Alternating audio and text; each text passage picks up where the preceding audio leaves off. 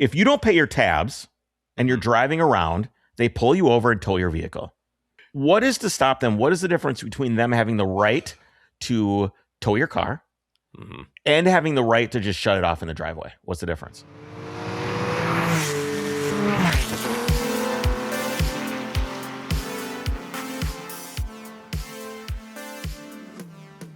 Hey guys, welcome to Overcrest. I'm Chris. And I'm Jake.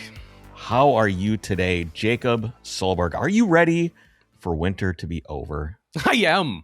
Is it? When is Groundhog Day situation? Today. Today's Groundhog Day. So today is actually Groundhog Day. I think so. I saw a meme about it, and I was like, well, that has to be sometime around now. Monday, February 2nd. Okay, on February 2nd, 2026, Puxatawny Phil emerged at the Gobbler's Knob. No. Wait, really? Is that in Pennsylvania and saw his shadow, so what does that predicting mean? 6 more weeks of winter. I mean, I would have, if you would have been like, is winter going to keep going? Yes or no? I mean, the obvious answer is yes. So I don't think it does anything. Yes. So we've got 6 more weeks of winter. Wonderful. That is just great. But the good thing is, in addition to 6 more months of winter, 6 weeks. God, whoa, 6 months. yeah, no, 6 more weeks of winter. We've got some pretty good news for you. Pretty good news for you today. We got a great guest that goes with this first topic, which is, I feel like this topic keeps coming up when it comes to EVs, right? Like I was driving by Target the other day and it was negative 20 degrees outside and every single little spot was filled. And then there was a snake of cars. You didn't say of what? Spot of what? The charging stations. Sorry. Yes, there was the charging stations. They're all lined up there. And then there's a snake of Teslas lined up around the corner. And then I don't even know where the other EV people go. I'm assuming they go somewhere. Like they go Charge south Point. for the winter. Migratory EVs. They probably go to like a charge point station or something like that. They go to another place. I mean, is it just that the batteries can't sustain in that cold? They just have to be hooked up to the charger. Okay. They cannot do it. As a result, everybody wants solid state batteries because they're fine in the cold. They charge up in 5 minutes. They can discharge faster. They're theoretically more economical. They're more thermally efficient. It's kind of like the holy grail of EVs. If we could just get to solid state batteries. I'll admit, I don't even really understand. I know it's a buzzword. It is a buzzword. Solid state battery. I never really understood what a solid state battery is. Like, what's the difference? Is this just some... So I'm going to read you this article, which got me excited. And then I go, okay, I don't know that much about this. So we're having a guest on. We're going to introduce him in a minute. Let me get through this article and then we'll talk about it a little bit more because I, like you, admittedly don't know very much. And I'm reading this because this is very representative of pretty much every solid state news release or press release I've seen over the last 5, 6, 7 years. Yes. A Finnish startup Revolutionary. Donut Lab has just announced that they claim as the world's, I think it's because their EV motors are in their wheel. So it's in the hub. So it's like a donut. Yeah. So it's Donut Lab. It's kind of. Wasn't Donut Lab like a Donut Media? You're thinking of Donut Media. Yeah, but I'm pretty sure they had a lab too, which was just like a burnout pit or something. Yeah. I wonder if Donut Media is suing Donut Lab. I hear they're all over suing people for using the word donut. Kind of my. Yeah, curiosity as well. All right, continue. Anyway, all right. Finnish startup called Donut Lab has just announced that they claim is the world's first production-ready solid-state battery, and it's ready to go into vehicles. These are Donut Lab's claimed specs. Energy density of 400 watt-hours per kilogram. It's great. It's normal. Current lithium-ion runs are around 200 to 300. Okay. Full charge, 5 minutes. So that's 80%.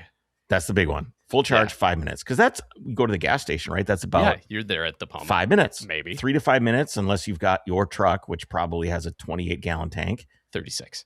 Holy shit. You know what? You remember back in the day when you could have dual tanks? Yeah. Remember that? And you had the little switch and you'd switch it over. That's still an option. That's still an option. Is it really? On a lot of trucks, yeah. I thought it was gone because of EVAP requirements. Like you couldn't have the dual tank anymore. It's all sealed. It's all like one system. It's just you have 2 of them and then you can like switch or transfer. Maybe it's automated. I always like that. I'm pretty sure my grandpa's F-150 had that. It's like the saddle tank, right? You had one on one side, one on the other side, and you'd switch over. I always be like, we're out of gas, and then you'd fool your buddies, and then you'd hit the button, and it was always great. I just love it's the 2 like gas fill up doors, right? So you have 1 and then 2, and it's always just like, wait, what? Why are there 2? I remember one time trying to park in between both sides of the thing, and you'd go from both sides with the things. Would that be a thing? I don't remember. I don't even remember what side they're on. I'm pretty sure they're on the same side. Like, are they? Yeah, I don't even remember. All right. Okay, I just hit back. I have no idea. Ruined my life. Okay. On safety, they don't blow up. Temperature, they're better in the temperatures. Okay. The first vehicle using the technology from Donut Labs is Verge Motorcycles, and it says its TS Pro will be the first production vehicle with all solid-state batteries. I think that cheating? Is a really good case for this. Yeah, but at the same time, it's like, we have the first vehicle, and it's a scooter. Like, I feel like that's cheating by saying it's a vehicle. Somewhere. But yeah. Donut Lab CEO Marco Letmaki. At Donut Lab, our answer on solid-state batteries is being ready to use in OEM production vehicles is now today, not later. Is now so that's today. The announcement.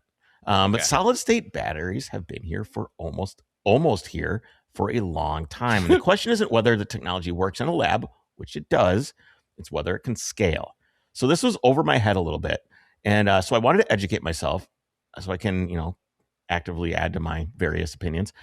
We sat down with Dr. Eric Wachsman, professor at the University of Maryland, one of the leading researchers in solid-state battery technology.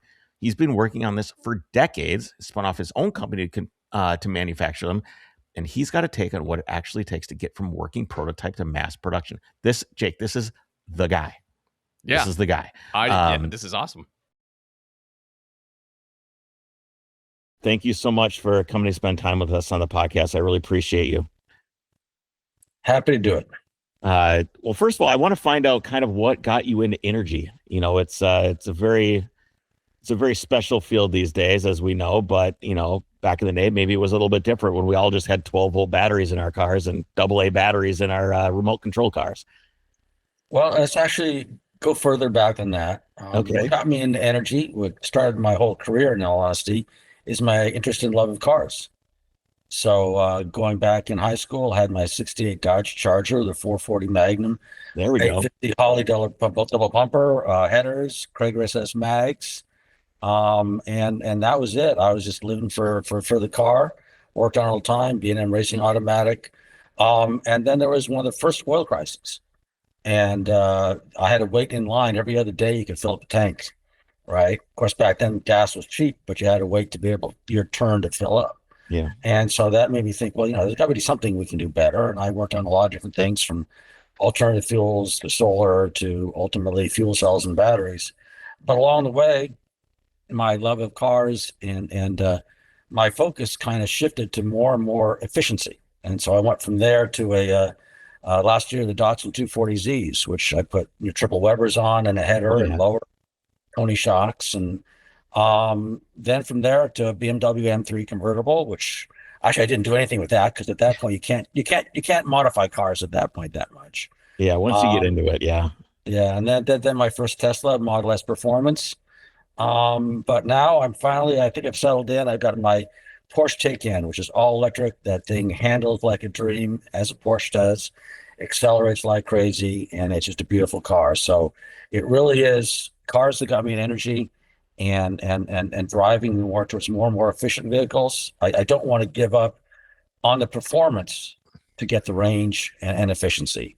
And so that's what I've worked on. Make cars better, make batteries better, make the technology better, so you can get both. You don't have to give up one for the other.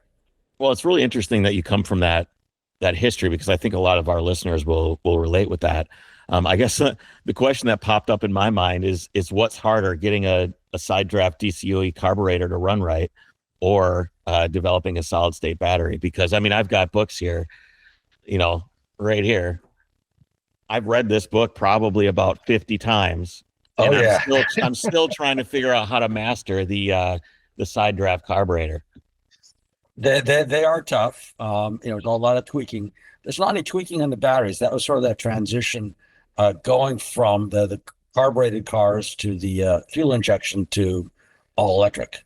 As you progress, there's actually less and less you can do yourself. It has to be pretty much, it's done. With electric vehicle, there really is nothing. There's no maintenance. There's nothing to do to it. You just buy the car in the form that you want, with the options you want, and you're good to go. There's no oil changes. There's no radiators. There's There's nothing like that, right? So, I'm going to apologize. My headphone keeps fuzzing out on me. No, I can hear Um, you just fine. okay, but yeah, so there's at that point, and also, later in life, career took off. I really don't have time to work on cars like I did in high school. So Do you I'm miss pretty it? happy with it. There's so many other things I want to do in life. The Yeah. working on cars themselves, no. Driving them, yes. Right. So I can hop in the car and have a great time driving it. There's a windy road by my house. I love taking that in the Porsche. It's awesome. But getting under the hood, and you can't get under the hood because Yeah. there's no engine.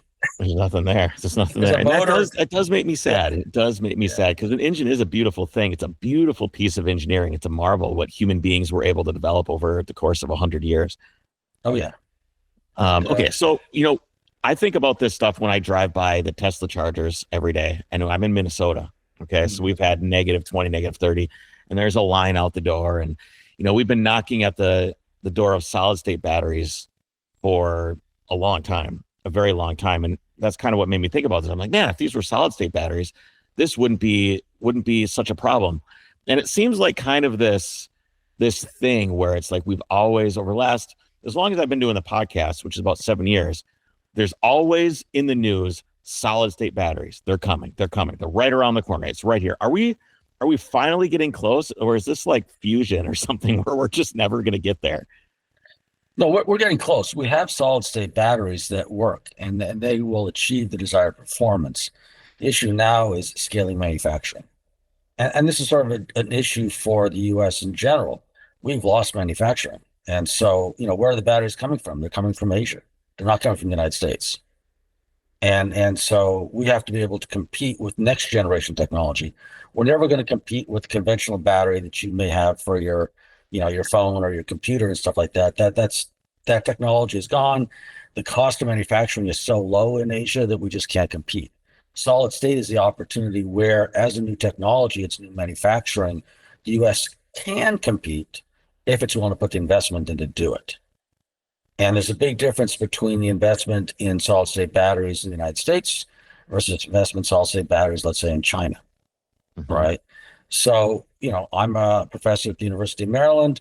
I've been working on batteries for a long time. We've developed very, very high performance solid state batteries, twice the energy density, 3 times the energy density of your conventional lithium ion batteries. We have to scale the manufacturing. I spun off a company, Ion Storage Systems, which is in the process of doing that. But the first market has got to be consumer electronics. It can't be the EV because it's the scale of manufacturing, right? The battery that you're going to put in a cell phone is a lot smaller than the battery you're going to put in a car. Sure. And so for one 100 kilowatt hour battery that goes in a Tesla, I can make thousands and thousands of batteries that will go in this product. I can start making revenue with consumer electronics where I'm still trying to build that first battery for the EV. Is there anybody that's kind of leading the charge on this in terms of development and getting the manufacturing going in the United States? Is from like a private perspective, private companies, maybe from like educational institutions like yours, and then of course we have governments that want to be part of this too and dump money in and subsidize. Is any of this happening? All of that's happening, but you're competing, let's say, with China as a prime example. So a few years back, I was invited speaker at a battery conference in China, and went there, and all the invited speakers were invited to this separate private reception, and we sat there, great meal, all the food and drink and everything else, and then the local government gets up and makes a pitch: bring your battery company to China. We'll give you the building. We'll hire the people for you. We'll give you billions of wands of funding for your company. We have nothing to compare with that in the United States.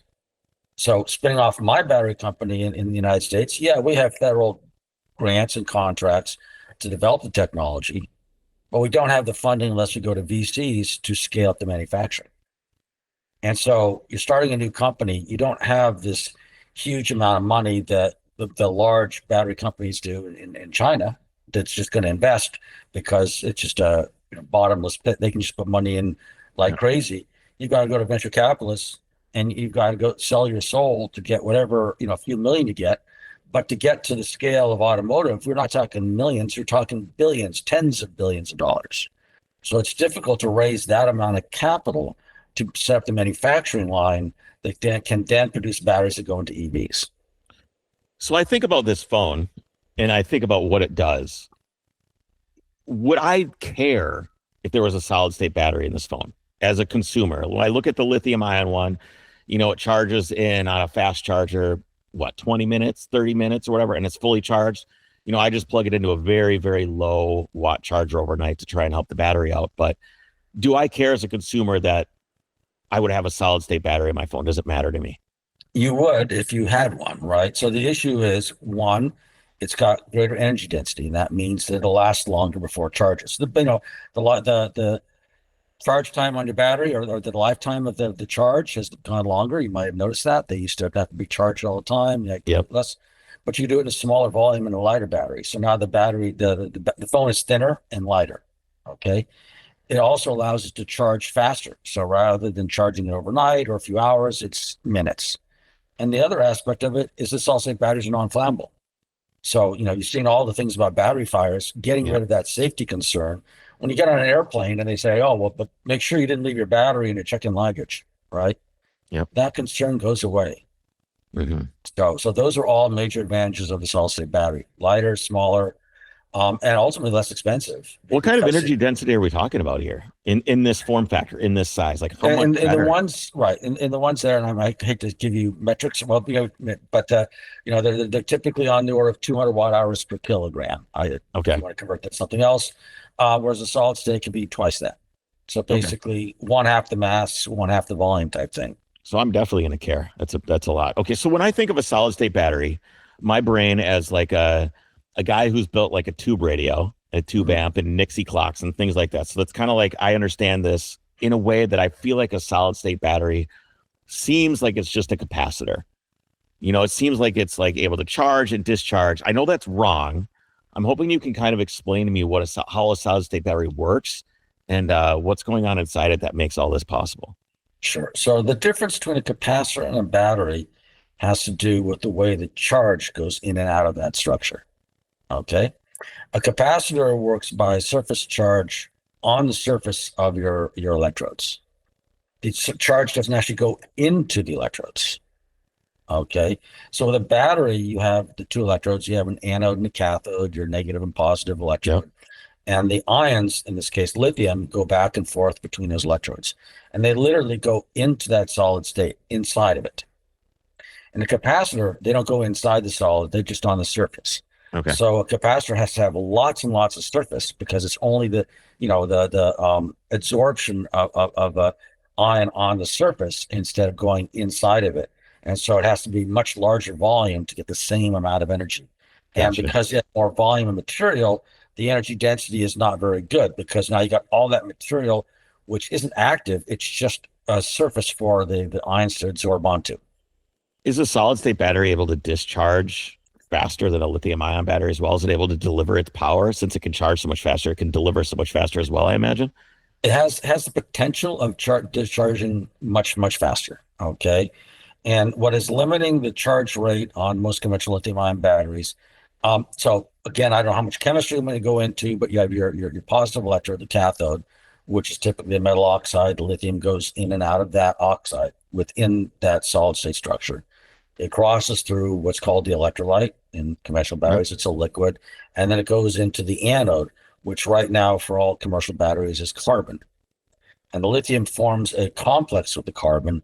There's 6 carbon atoms for every one lithium. So if you think about it, right, you're getting one lithium. For that one lithium, you have to have 6 carbons. So that's more mass and volume. Yep. It's not very useful. With a solid state, you can go to a lithium metal anode. So you got rid of the carbon. You just got rid of all of that mass and volume of the anode, and it's just lithium metal. Okay. Is lithium less dense than the carbon as well? Is it lighter? It's not that it's lighter. It's just that there's 6 carbons for one lithium. So much less of it. Or if there's no carbon, there's no carbon, just lithium, right? So you still have to have the same amount of lithium regardless, but you get rid of the 6 carbons for every lithium. Okay. So why has this been so hard? Like, why is this taking so long to develop? So again, one of the aspects that I mentioned is just scaling from manufacturing. The other is the choice of solid state battery technologies. There's a lot of them out there. You may not be familiar with that. People tend to lump solid state in this one. Yep, they're all solid state. They're not. So the lithium ion battery we have today uses a liquid electrolyte, as I mentioned, and the ions move through the liquid. You can think about, your lead acid battery in your car, right? It ions move through the liquid. People are familiar with that, right? Mm-hmm. The solid state, we've developed solid state materials where the conductivity, the ability for ions to move is just as good as it is in the liquid, except it's in the solid. Okay. People have a hard time accepting that, but that's just the fact that. Well, that's because usually like the resistance of a solid or something like a copper wire is always going to be more than a liquid, right? In the past, well, no, that's my brain. The resistance of a copper wire, I believe, is less, but that's for electrons, not for ions. Okay. Ions are a chemical species. Electrons are electrons and holes. Electrons can go through copper wire really very, very fast. But getting the ions to move through a solid, you have to have the right structure. Mm-hmm. And so people have developed as alternatives to the liquid electrolyte, polymer electrolytes, all electrolytes based on sulfide materials, based on halide materials, and based on oxide materials. Okay, each of them has a different chemical composition, a different structure, and each of them has the ability to transport lithium ions through them. But there are differences, right? Well, it turns out the sulfide ones have the highest conductivity, going to that aspect, or they can, very, very low resistance. The oxides have high conductivity, but not as high as the sulfide. So most of the companies, for example, Toyota is making a big investment in solid-state batteries. You might have seen some of their press releases. They're always going to have a solid-state battery coming out. But with the solids, in that case, they have a lot of particles of that sulfide electrolyte and they have to be pressed together. And they got to put, tens of megapascals, hundreds of megapascals to squeeze that thing and maintain in contact. With the oxides, if you think of, you can go to your kitchen, you got a plate, right? That's a ceramic. And the oxides are like the ceramic where you make the shape, you put it in a furnace, and you have now that solid ceramic. It doesn't fall apart if you don't press it. Whereas if you had a bowl full of rice, if you didn't squeeze it together, release it, all the particles will fall out. It's kind of like that. So most of the battery companies thought that the particle one was more in lines of the processing of conventional batteries. So they put all their eggs in that basket. There's very few who've gone to the oxide ones. My company, Ion Storage Systems, is one of them. So we then center that ceramic, and therefore we don't have to put any pressure on it. So again, if the first market is your cell phone, and you got to put 100 megapascals of pressure on it, you got to make big metal plates and springs. And all of a sudden, the advantage it had of having higher energy density goes away, not because the battery isn't as good, but the packaging to maintain it.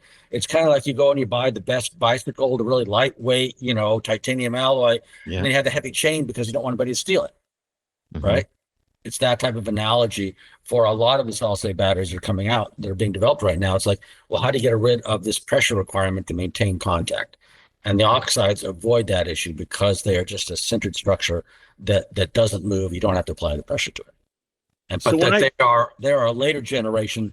I think they're the ultimate winner, in my opinion. So what milestone should I be watching for that tells me this is happening? Like I see a headline, I'm like, okay, I kind of pay attention to the stock market and different things. I haven't seen anything come up like, oh, I should invest in this company. This seems like this is the one that finally got it. What milestone is that I'm looking for that tells me that solid state batteries are coming? Get ready. I think when you see them in consumer electronics, and I don't mean that you're going to go to a grocery store and buy them, the cylindrical ones off the rack, but that they made it into products like phones and things of that nature, right? I mean, where do lithium-ion batteries came from today? It's because Sony wanted a battery for their camcorder. It didn't start in electric vehicles. It started in consumer electronics. Right. And then as they got the experience making these things and mass producing them, they got them bigger and bigger and bigger, and now they're in cars. And I think that's just the normal way of evolving that technology to ultimately get into cars, but starting with a smaller size product where you can make lots of them, the company can start making revenue and therefore make an impact. And then as they have the experience, they can scale up the size of the manufacturing facility to make EV size batteries, right? So people are going to be lined up at the charger for a little bit longer yet. They're going to be a little bit longer. We're not quite there. I mean, there are companies that say, oh, yeah, we got the EV battery. and it's working. And I'm not going to pick on any of the companies because I hope to be my customer someday. Yeah. But the thing is that to scale that manufacturing, again, to the what they call the giga scale factory, it's just tens of billions of dollars. And where's that money going to come from? If it's all going from VCs, you just basically gave away the company to get the first product out. You went in a huge amount of debt, and now you got the interest on the debt.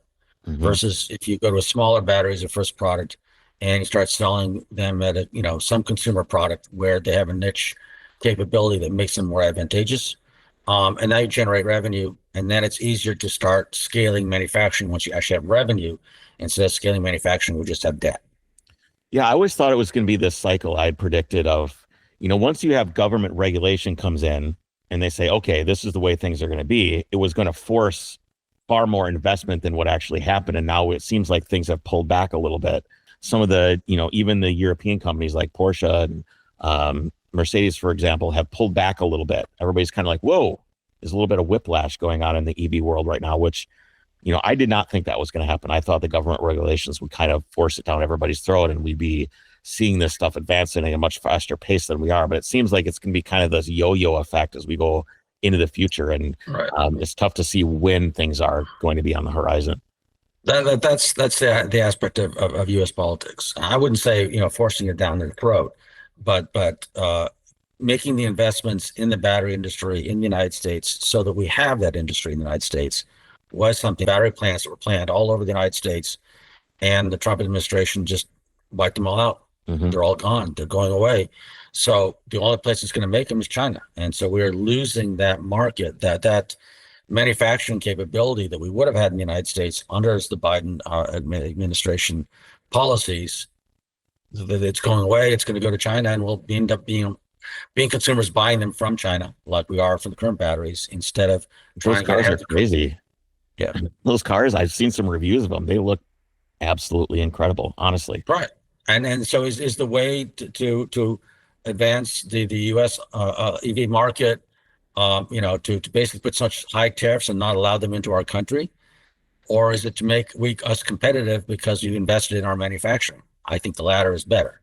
Right now, because of the trade deals, they're going into Canada. Right? Yeah, I saw that. So how long is it going to be before people start driving across the border? It's a great question. If they're allowed to if the DOT will allow that, we'll see. I mean, it starts to get into this protectionism thing, which I never think is a good idea. No, I'm generally an open market kind of guy. And we saw what the chicken tax did, right? And I mean, that was nothing that was any good for anybody, and at least not the consumer. It's good for somebody's ideology, but it's never good for the consumer. No, it's not. The best way to do it is to invest in the manufacturing and the research and develop technology here and commercialize it here, not to try and put tariffs on something to prevent something from coming in. All you're doing is you're taking away those options from the American consumer. As you said, those Chinese cars, they look awesome. I haven't been in one, but from what I've seen on the web, I'd love to, give it a try, maybe even buy one day. But yeah, it's what's interesting is that you have these companies that normally make phones, making cars. So they have like this fresh perspective that's new. Plus, they don't have the burden of heritage. There's so many major manufacturers now have the burden of heritage and marketing and all this other stuff. That's a whole nother conversation. Dr. Wachsman, thank you for coming to hang out with me today. I appreciate your expertise, and I look forward to the solid state battery in my phone. All right. I look forward to giving you or selling you one. Sounds good, man. Take care of yourself. Thank you. Bye. Yes, sir. So that's interesting, right? You think of phone.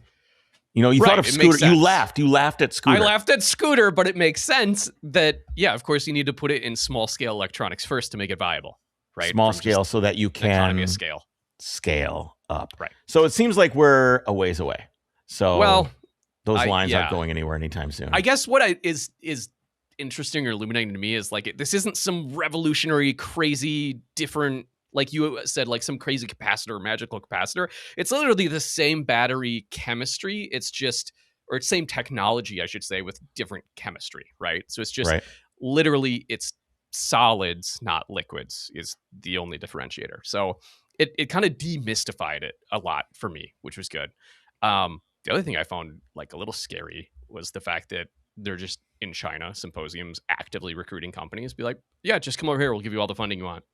Yeah, just build them here. It's crazy. Or how do you? It's tough. How do you compete with that? Like, oh, you How? need money? Yeah, just come over here. We'll give you all the money. The thing is though, every time China, this gets in. I don't want to get into politics. I know, and I don't. But know. every time this happens, China just prints money to do it. Their Correct. economy is not doing well. It's No. not doing well. But it's in the not, short term, it's not failing fast enough. Exactly. I was going to say, a million won or whatever it is, you can still transfer it over to US dollars and be pretty set if that's your business. Or buy gold. That's what China is doing right now. All right, California. It's always California, isn't it? Or Jake? Florida. Well, yes, California or Florida. California's assembly has just passed AB 1421.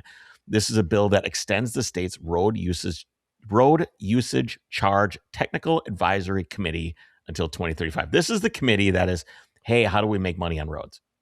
Okay. This is how do we tax our citizens on roads? Isn't that okay? Well, this is the committee. Here's what's interesting. So before I even read anything in here, generally and historically, this is done just by gas tax. Right? Yeah, you put a gas little tax bit of tax or a toll. on top of.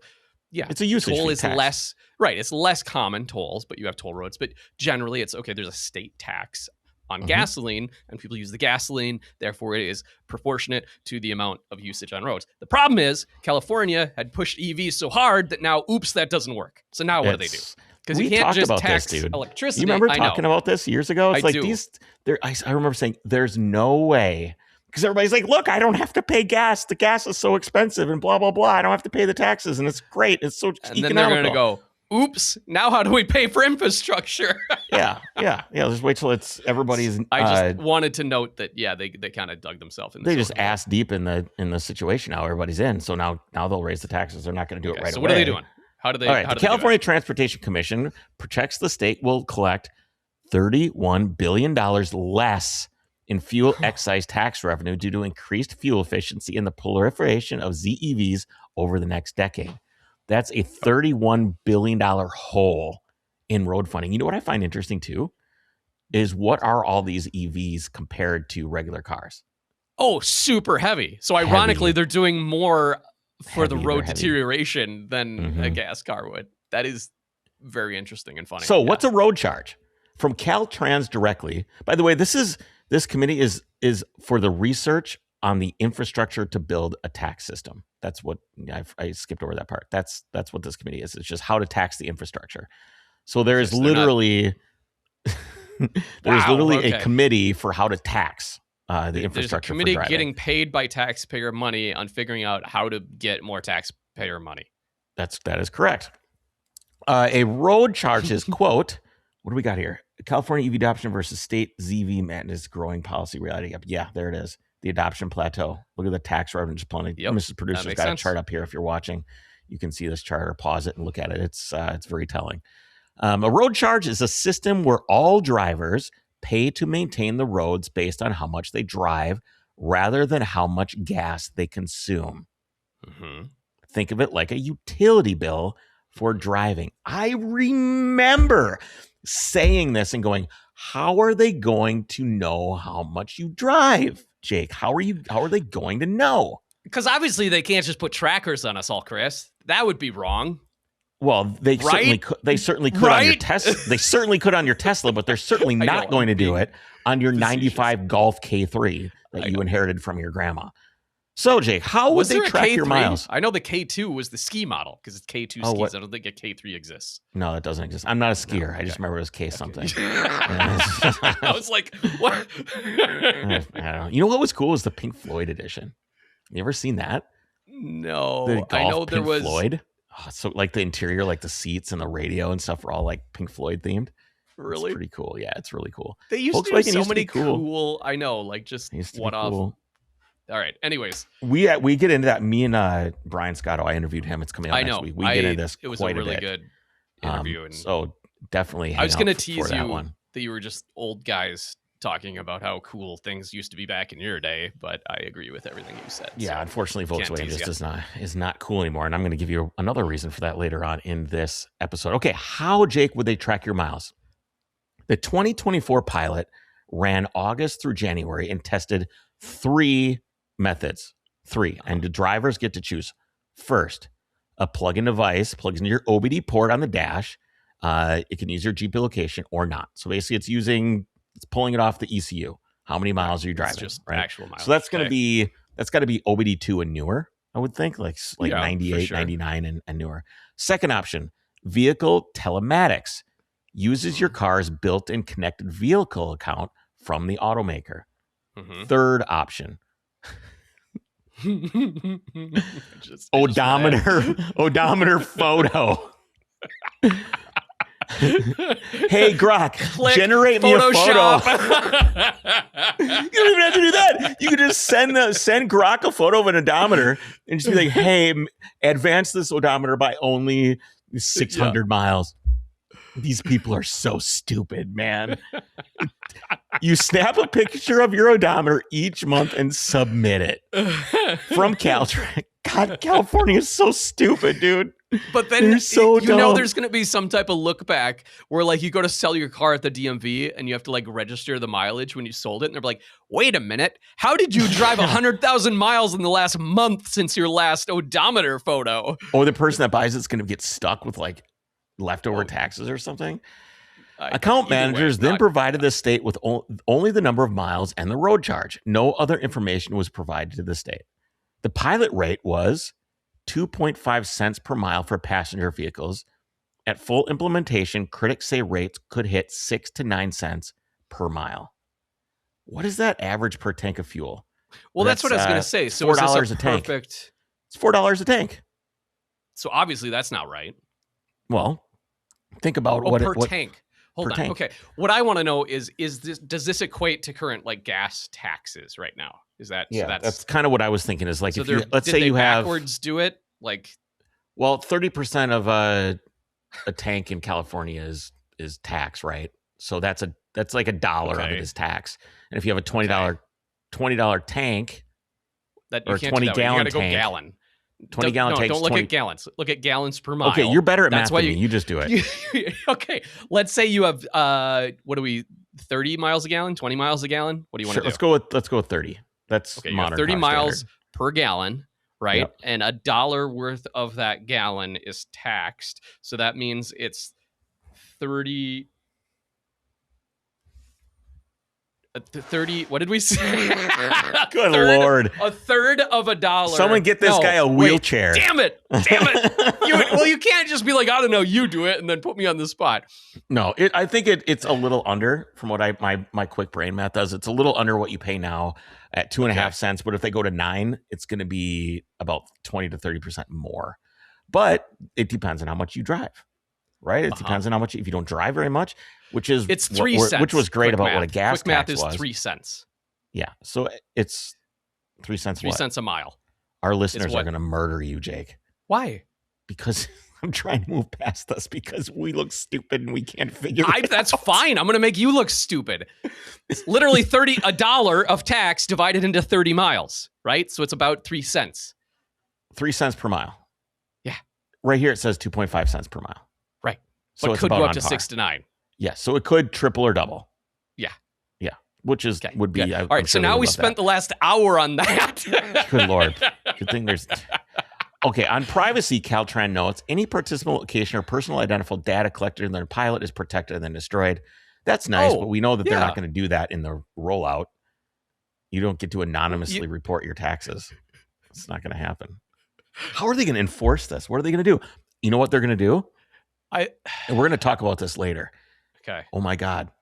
They are going to we're going to get into the kill switch mandate. I know we're getting into the kill switch. From section of the 2021 Infrastructure blah blah blah Act. What if they say you didn't submit your mileage last month? You have 30 days to submit your mileage, so your car's going to get locked out. There will just be, I don't know. It's all dumb. Why wouldn't they do that? Why wouldn't they do that? Are you telling me if you thought that if you couldn't pay your tabs on time and your tabs were 60 days late, that rather than you be driving around and they pull you over? Better thought. It's the same. It's the same. If you don't pay your tabs and you're driving around, they pull you over and tow your vehicle. What is the difference between that? They give you a ticket. And they tow they have the right to tow your vehicle. They can. Maybe after a couple. Jacob, we'll I've had my vehicle towed for expired tax. Jesus Christ! Of course Okay. you have. Of Yes. course you have. This is like 20 years ago. They can tow it.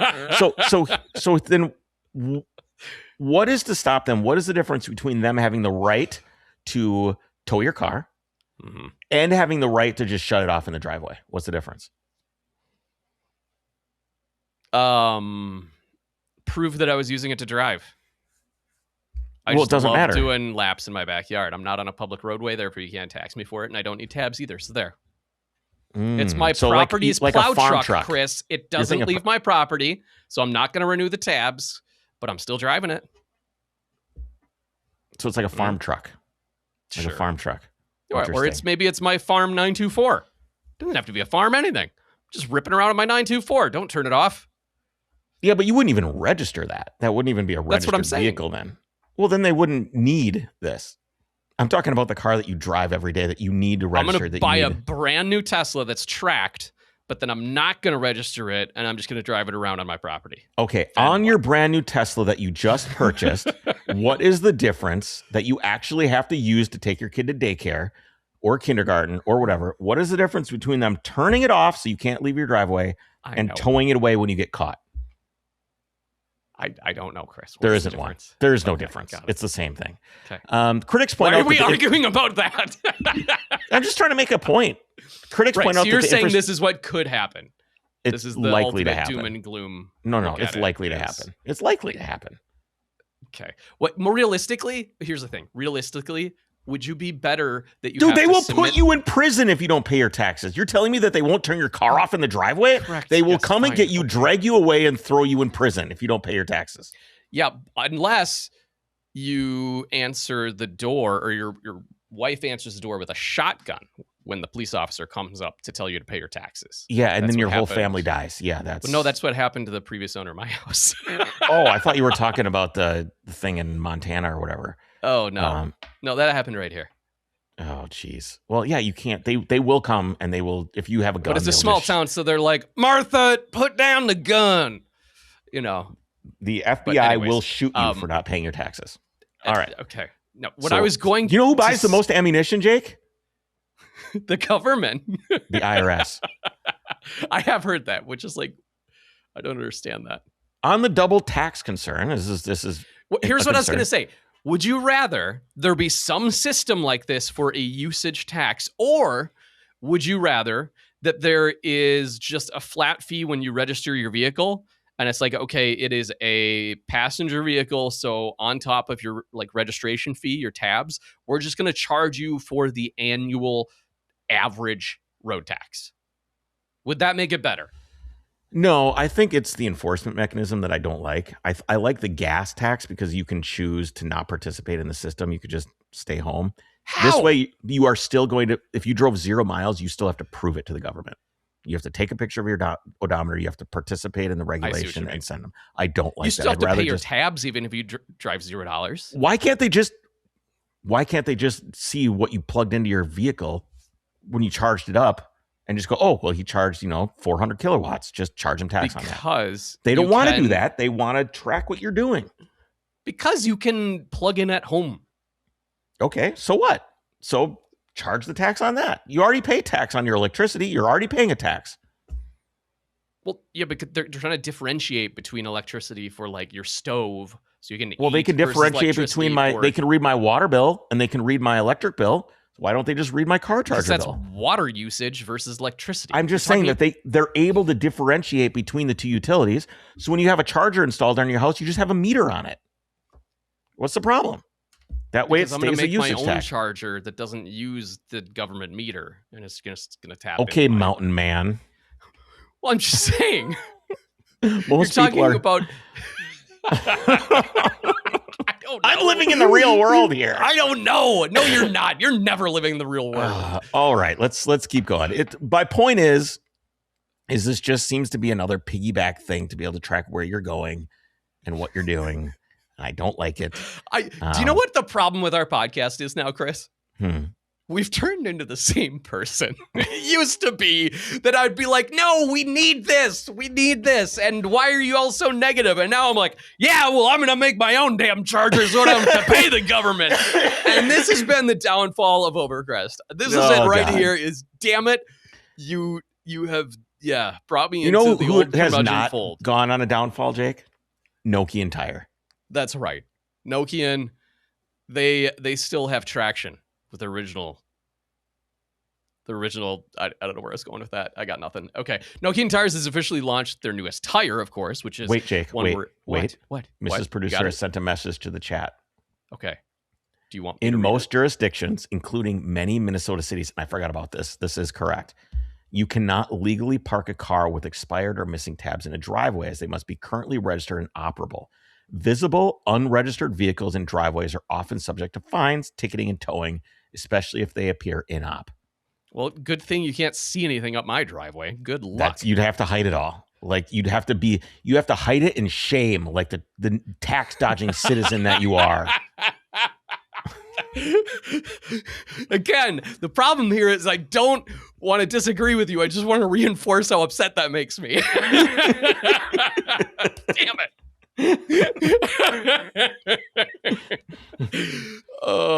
Okay. Nokian Tires, there's nothing to argue about there because they are the foremost producer of the winter tire, the actual inventor of the winter tire itself with their Haka Polito line.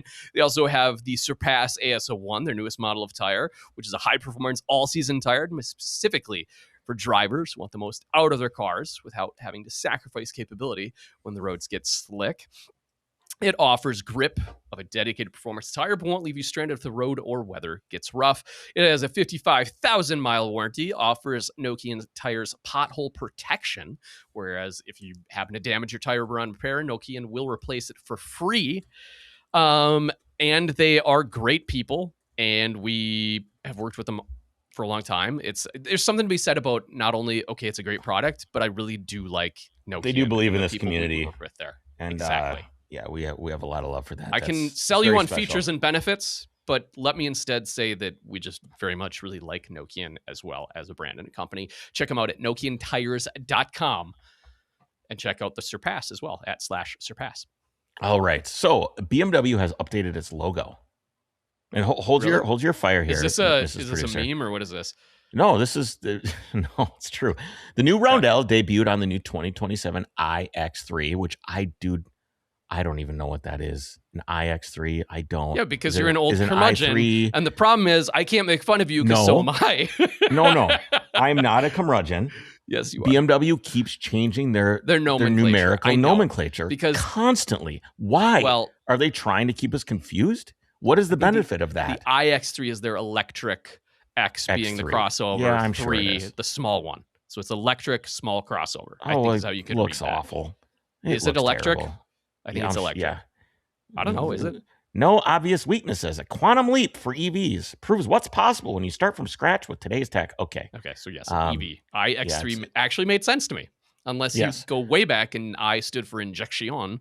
Or I stands for, it's really funny that if you talk about branding ubiquity, what Apple did with I is unbelievable. Good point. Because you thought I immediately was, I didn't think that in this case, but it is unbelievable how ubiquitous I means when it means something is techie and future looking. If it says I something, that instantly means that. And shame on BMW for doing that. Because now if you go on Amazon, everything's like I case, I donut, I milk. It's everywhere. It's on everything because it is the baseline word for future looking tech. And BMW has put it on their iX3. Why can't they just call it an EX3? I feel like the precursor to anything has to actually be trademarked by Apple. I don't think you can just do that. I don't think that's different. The I whatever. It's like the 325i, right? They've always had the I. It just stands for something different now. Maybe that's what allows them to do it. That's what I would say. Okay. Well, maybe. That's what I was getting at is they always had I, but it used to mean injection instead of whatever this means, electric. Yeah. It doesn't mean anything. Intelligent. Oh, it's intelligent, Chris. Yes, there we are. The changes are subtle. The inner the chrome logo. ring is gone. The black surround is now matte instead of glossy. The blue and white quadrants of BMW lettering remain the same. The roundel dates back to the early 1920s when two aircraft companies merged. The blue and white come from the Bavarian flag, not a spinning propeller, despite that an old advertisement suggested it. The design has largely stayed the same since 1953. There's been quite a bit of changes, actually. BMW says the update signals the start of its Neue Klasse era, a new design language that the company hopes will be a return to form after the polarizing. A return to form? Did you just see the card that Mrs. Producer put up on screen? Yeah. Is this trying to get away from the China big snout look? I will give it that. Yes, it is. It's polarizing styles of recent models. Bring that iX3 thing up again for Jake, would you? The M badge is also being updated, though BMW says that change will be just as subtle. Well, I don't think that logo has changed in quite some time. Did we ever reduce the episode that we did for the BMW Club annual dinner? The EMW, remember this? It was the Eastern German BMW line. Do you not remember this? I vaguely remember this. This is a render. This is not a real car. Is it not? This is not even a real. Not. I mean, I think most product photos these days are renders. Published December 3rd, 2025. Yeah, well, all right. Well, it looks fine. Okay, I guess. I want to see the logo. That's all I want to see. Okay, yeah, we got the logo. Pull up the. We've got the old logo, and then we got the new logo, and we'll see how you do here. We'll see which one you think is which. Okay. Well, that one is the old one because it's in an eBay ad, and that one's the new one because it's on a render. I guess I should have picked better photos. Just legitimately, I can't tell the difference. Okay. It's the chrome ring is gone. If you go back, that's it. The chrome ring. The internal chrome ring. Because there's still a chrome ring, Chris. It's just the inside chrome ring and the chrome dividers on between the two, blue and white. And it's a matte finish instead of glossy black. Ooh, yes. Okay. People are gonna make a killing on eBay selling these new style badges for everybody to put on their old shitbox BMW. No one's gonna notice. No one cares. Everybody's gonna do it. How dare you even include this story? No one cares, Chris. I like it when there's little subtle things that brands do. I find it fascinating. All right, tell me a little bit about. Do you find it fascinating, like the details with vehicles? And like maybe the history about how you can look back at things through vehicles. I do. I find it fascinating. I do too. And that's where the commandeer comes in, because every receipt, every late night fix, every roundel badge that you update, that tells a story of your car's identity. Most of us have it scattered everywhere, Jake. Or maybe nowhere at all. Thank you. That was much better than Nokian's transition. Appreciate that. The Commandeer is an online platform built by real car people and allows you to digitize everything in relation to your car, your maintenance records, your build photos, your travel log, your provenance. It's all organized, all searchable, all in one place. Maybe you've got decades of paperwork like Chris showed last week. White glove service. I meant to go through that and find like the most ridiculous crap in there because there's some really insane stuff. Weird, like air pressure was increased 1 psi on January the 4th, 1978. Well, so if you have records that detailed, they do also have a white glove service. You can literally just ship them everything, your entire folder, or maybe it's the white legal box of paperwork, and they will digitize it all. They can do that on site too if you're really, maybe you have a collection of these ship boxes that all have a ton of records. And by doing this, do you know what you do? You make it less of a shipbox, Chris, because now all of a sudden you have credibility that's been added to your vehicle. You've got a well-documented shipbox.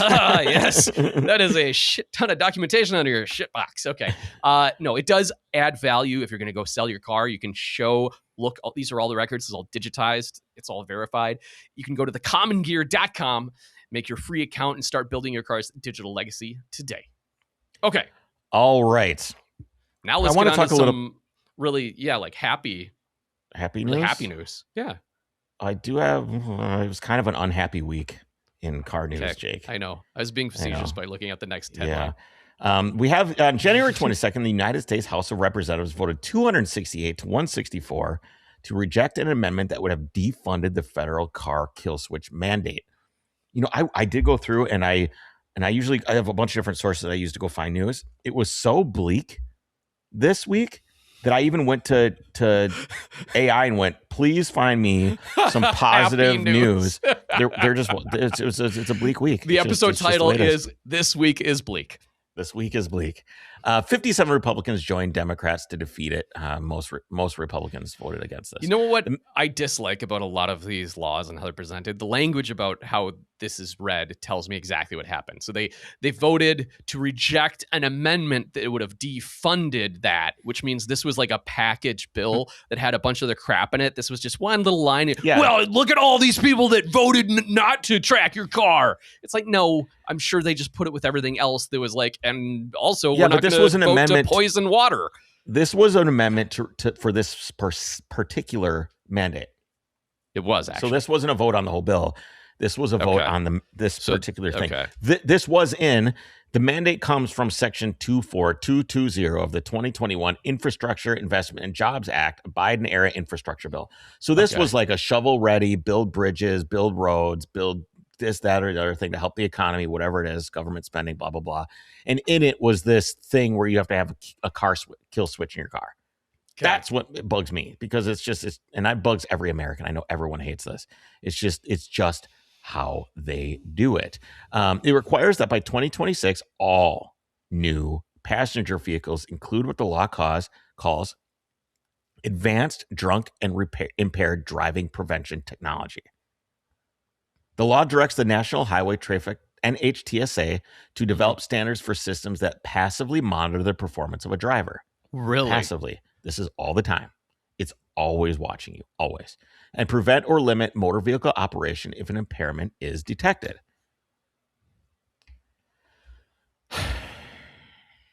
Yeah. The NHTSA missed its November 24 deadline for finalizing the rules, but says it's working towards 2026 implementation. The agency reports ongoing challenges distinguishing between different types of impairment, intoxication versus fatigue versus distraction versus medical conditions. Oh, who would have thought that a simple idea like this would extrapolate and spiderweb into a miasma of regulatory pain? Who would have ever thought? What if your baseline, you just act drunk all the time so that when you are, you can just fake it? That was a joke. Some comedian was like, yeah, I went to the DMV drunk. So then when they take my photo and I look at it, I just look drunk. So then they pull me over and it's normal. They can't tell. Blah, blah, blah. What's the baseline then? Yeah, right. That's what I'm saying. Like, do they baseline you? And so it's like, all right, this is the person. The amendment to defund was introduced by Republican Thomas Massey of Kentucky. On X, he wrote, federal law says new cars after 2026 must monitor drivers and shut down if the car disapproves. Disapproves? Your dashboard should not be the judge, jury, and executioner. Well, Interesting. I don't think it's going to be an executioner. Well, yeah, that's a little just goes off. Like, yeah, or just I don't approve. We're just going off the side rail. The seatbelt just cinches tight and just like you can't breathe. It just suffocates you in your car and you're just dead. Like that's a little hyperbolic, sir. Yeah, you were just tired on your way to work this morning. And your car just executes you. Sorry, sir. And it has like this ding ding, this nice voice. You've been deemed. I you know what I'm picturing is. Let's see if you get this reference. Hello, welcome to Robot Johnny. I'm sorry we disapprove of your fatigue. Total Recall. That's Total Recall. And so it's going to be just Robo Johnny. Republican. That's Republicans. Yes. See, Republicans. You're doing really well at the baseline drunk level. See, no one will know otherwise. Yeah. Yep. Scott Perry of Pennsylvania backed the amendment, arguing that a car can shut itself down because it thinks you're impaired. It's no technological leap to give the government the ability to shut it down remotely. Well, I thought that was the whole point. When you say kill switch, that is, obviously that name isn't their official name of it, I'm assuming. The kill switch? Kill switch makes it seem like, the whole point is so that they can shut it off remotely. Yes. On the other side, Mothers Against Drunk Driving backs the mandate, projecting it could save over 10,000 lives. You could do so much to save people's lives. Mm-hmm. I have an idea. Okay, let's do it. What if you wake up in the morning and you walk over your mirror, and there's an AI psychiatrist in your mirror that detects whether you should be able to go out into public today because you're going to have to interact with other people. Mm-hmm. And if you are deemed to be too depressed or too angry that day, there's a kill switch on your front door, and you are not allowed to go outside. Yeah, no. In fact, how dare you? In fact, what about this? What about just you've seen Minority Report, right? Yeah. whatever. Just everybody stay at home. Nobody interact with anybody. Nobody go anywhere. Nobody have. That wasn't Minority Report. That was the other one where they all have robots that go out for them. No, Minority Report. You know that movie with the balls with that come down the thing? the precogs. The precogs, where they somehow know that you're just gonna break the law, and there they are. And the system cannot. I remember be abused people walking around in public perfect. though. There was nothing. Can you imagine home. being? Let's say, can you imagine being in a state? Okay, you're in a state. You know what being in a state means? Like you're in a state of happiness, or the state of Minnesota. I would love to be in a state of eternal happiness. I'm saying, what if you are in a state where, let's say, for example, your kid falls down and has a compound fracture. Okay. So you and Nikki bandage the kid up, you throw him in the back seat, and you are distressed. You are in a state, and the car goes, sorry, you're not able to drive. I don't like what I'm seeing here. Sorry, the car's not going to start. Well, Chris, it's a good thing. Then you should have just depended on the car. Yeah, we pay good government taxes to have ambulatory services. I hate this so much. This is what I should be arguing for, but I don't. Okay, so how does this actually work? This technology? Okay, well, it doesn't until you have all the tracking apps and everything else. It works like this: database.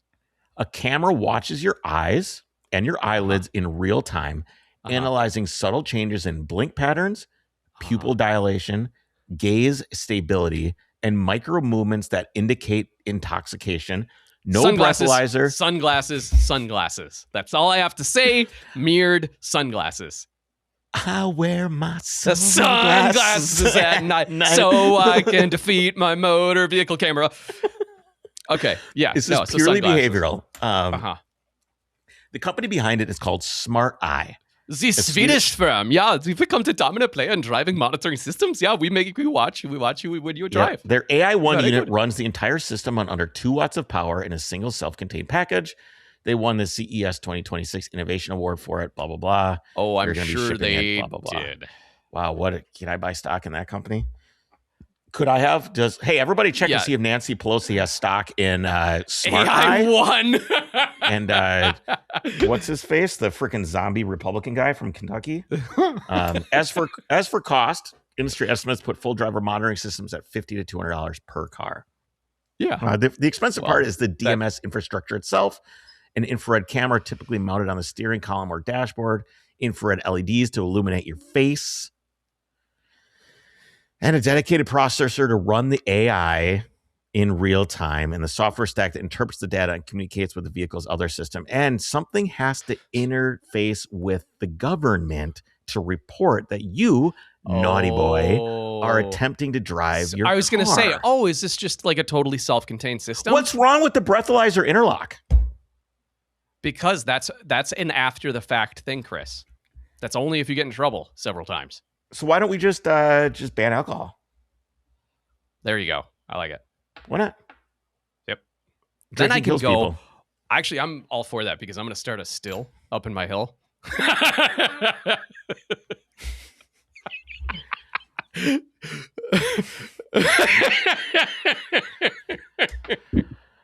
So this is not a new thing, Jake. If you think government-connected kill switch sounds far-fetched, the architecture already exists, just not from the government. And I did not know this. Since the early 2010s, subprime auto lenders have been installing starter interrupt devices in cars as a conditions of the loan. Yeah. Miss a payment, sometimes by just a few days, and the lender remotely disables your ignition. By 2014, roughly 2 million vehicles had them. One woman in Las Vegas testified to the state legislature that her car shut off while she was driving on Interstate 15. The steering wheel locked, the engine was dead, and she barely made it to the shoulder. Others have been stranded in dangerous neighborhoods at night, unable to get their kids from the doctor. Oh my God. The industry's defense, well, without all these devices, these people wouldn't qualify for a loan at all. Oh, sure. So it's predatory, just like this other shit. Only a handful of states regulate the practice. Wisconsin is the only one that banned it outright. And you know what else this reminds me of, Jake? Is when I had a Volkswagen. Does my truck have this? It would if it was a diesel. What do you mean? When I had my Volkswagen TDI, you have to put something in it called DEF, diesel exhaust fluid. Which it's P. It's urea. It's synthetic urea. And what it does is it helps eliminate the nitrous, the NOx that comes out of the exhaust. makes it pollute a lot less. Great, whatever. It's an additional system on the car. But because the vehicles need to be able to have this system working on the car, when it fails, you get a countdown. It's DEF system inoperable, 500 miles till the car will not start. Car will not start in 500 miles, 400, 300, 200, 150. And you don't believe it's going to happen? It happens. Your car I remember start. this because you tested it. I tested. I went down to 0. Nope. I had to have it towed to the dealership. You couldn't even just fill it up and it'd be good to go? No, it didn't work. It was broken. The system was inoperable. It was broken. That's what the problem was. I didn't mind putting the fluid in. I don't care. Oh, I thought you were saying you were like just like you wanted to prove a point. Broke. You're like, they're not gonna shut I wasn't off. trying to rebel. I don't like this stuff anyways. No, it shuts off. Now imagine if they could just shut it off with a little button by some smarmy looking skinny dude with no hair and glasses sitting at a cubicle. Why is he skinny? I'm just thinking about this guy that I was at the IRS when I went there when I was trying to get my house. I was like, who are you personifying right now? I remember that. Have I ever told that story on the podcast? I don't know if you've told it on the podcast. I don't even remember why you had to go to the IRS, but I vaguely remember this story. I had to go to the IRS because to get my mortgage, I needed to refile my taxes because I did it wrong. And I went to an office, and because I had already digitally filed, I was not allowed to file again. Mrs. Producer just typed no, which I don't know if that means no, like don't tell the story, or no that you haven't told it. She doesn't want the IRS to. She doesn't want the IRS to come after us. So yeah, I'm not allowed to tell the story. Like don't tell the story. Okay, that's what I thought. You're welcome. I was watching that. I did end up in a federal IRS building. Yes, being threatened by force of violence. Yes. Boy. I love the IRS. You guys are great. You guys are really, really great. Tell me a little bit about Onyx, Well, Jake. Chris, when the alcohol ban happens again, I don't know where I was going with this. I don't know. If you need a way through the woods with your moonshine, exactly what I was getting at. The software for you. Exactly what I was getting at. Yes, looking for the best app for navigating your next moonshine run? Look no further than Onyx Off-Road. No, I mean, it's kind of a clever ad. I'm going to run with it. All right. They have over 750,000 miles of trails, comprehensive offline maps. You can explore without worrying about cell service. The app features trail ratings, detailed information, a discover tool to help you find trails and routes near you. It also includes public and private land boundaries, where you are traversing or are able to traverse. Where you can legally off-road, camp, explore. And if you want to stay connected, the app features a self-service layer so you can plan your route with service in mind. Great for emergencies or staying in touch. Mrs. Producer said she has the video. I don't know if that's the video of me running moonshine. No, it's not. Okay. I thought she made an AI video again of me doing something like Jake running moonshine. She's talking ahead. Looking at Onyx. Keep going. I have app it, Mrs. features. Producer. You have peace of mind. There's wildfire layers. There's also active fire and smoky area layers, so you can always know where you were going, where to be safe, and be aware of current conditions. You have tools like the route builder, waypoint marking, real-time updates, route sharing. You're fully equipped for any adventure. Try it for 7 days. Hit the trails with confidence. Download Onyx Off-Road today. So we announced that I used it this weekend, Chris. I used it you? this weekend. Yes, I did. Beautiful, beautiful. Last time I used it was up at my buddy Jason's land that he has. We were trying to walk around and plot out, and we got lost in the woods and used Onyx to save our butts and get us out because there was no way to see. The trees were so thick. We were just like, it was a cloudy winter day. You're screwed. So we opened up the Onyx, and I didn't have any internet, but it didn't matter. So it was wonderful. It worked really, really well. You can do measurements between points on there. And I was trying to see, I was like, I wonder if I can see my buddy's house from here, from my hill. Yeah. Because he lives in Hudson. And I was like, that's a ways away from me. And so I pointed mine and his and drew the line, and it was like 5.2 miles as the crow flies. And then I did that and put it in 3D mode and zoomed it and overlaid what I was looking at. And then I got out my binoculars. How many trees did you realize you had to cut down? Maybe only one. Maybe one. I'll share it with you later. Maybe only one. Other stories that cannot be held on the record. Other stories that cannot be told. Hey, I have full documentation of all of that. I do have a positive story here at the end here. And then Drivers Club, we're going to hang out after this. And I want to tell you guys, Mrs. Producer is going to come on and we're going to tell you guys a story about the reel that we released today that's saying that the rally is happening in June this year. We haven't Not in released the Mexico. location. Not Mexico. June. Not Mexico. I can say not That was Mexico. a date. Yes, not June, a zip no code. Mexico. People. And we're going to tell you a little bit of a story about that. So Mrs. Producer is going to come on, and if you're not a member of the Drivers Club, it's a great story. But anyway, you should join. It's overcrestproductions.com/Drivers Club. You can support Overcrest, support this podcast, support the rally, support us. We would really appreciate it. We'll give you a gold star on the Discord, and we have a lot of fun things coming as we rebrand the Drivers Club and reorganize what membership actually gets you. I know a lot of you guys, you don't do it for the stuff, but we want to really try and represent you and take care of you. We're working on it. We are working on it. All right, Jacob. Yes. The Mazda Miata now starts above 30 grand for the first time in its 35-year history. So it's getting expensive. Yeah. Or is it? So I'm going to read through this and get to the end here, and then I have a point to make. The base soft top sport is $30,430 before destination, $31,665 out the door. That's $600 more than the 2025 model, which, given inflation, the way things are going, is kind of a modest How much more? $600. Okay. Not bad. Yeah, that's Not bad. Yeah. Mazda builds the Miata in Japan, so tariff impact was inevitable. Yeah. For context, when the current ND generation launched in 2015, it started at $24,915. When the original NA launched in 1990, it was $13,800, less than half the price of that year's Corvette, which was $32,000. Here's the twist, though. Adjusted for inflation, the 2026 Miata is actually the cheapest the car has ever been. Right. A Hagerty analysis found that since 2022, the ND has cost less in inflation-adjusted dollars than every previous generation.